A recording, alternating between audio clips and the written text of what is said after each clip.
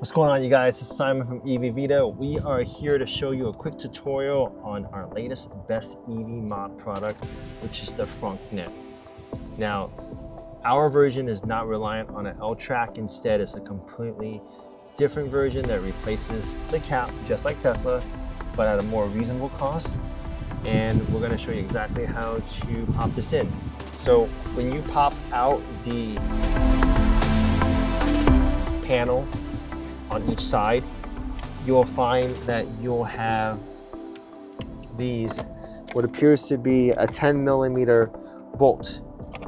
So once you take these 10mm bolts off, you're gonna go in our bag and you're gonna grab in our replacement panel. What's different is that we have these little hooks inside that allows you to utilize our Frunknet.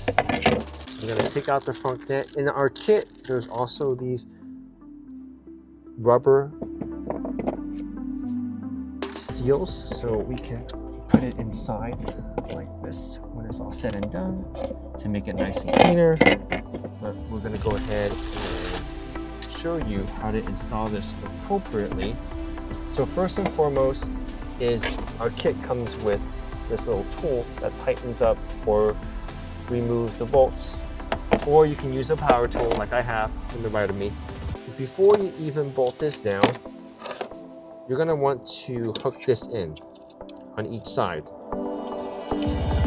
because that's gonna make it a lot easier for you later on instead of trying to slide this in after it's installed. So you're gonna do it on both sides first. Go ahead and move this off. You don't necessarily need a power tool. This is not one where it's critical, but it will always help. And I'm a big fan of anything that helps me install. The other really cool or benefit of this particular Frunknet in comparison to Tesla is obviously the cost. At a much lower selling point, we believe that this is as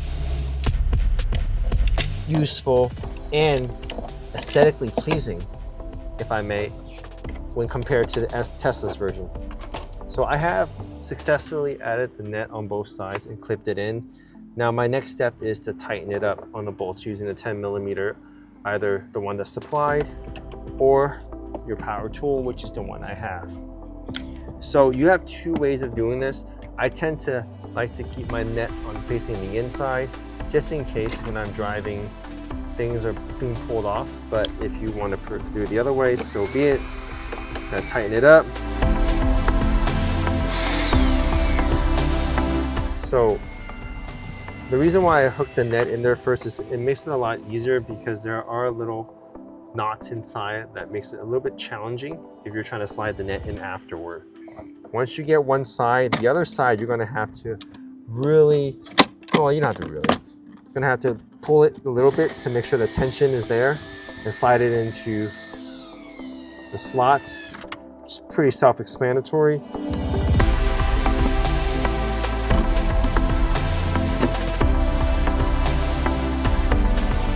ahead and slide this off. Make sure it's nice and flush. And that's the thing too, you gotta make sure you get it nice and flush on both sides. Everything is tightened. Now that it's tightened, you have these little tiny rubber covers. Just push it in. It cleans up the hole significantly. And that is the finished result. I'm taking a closer look.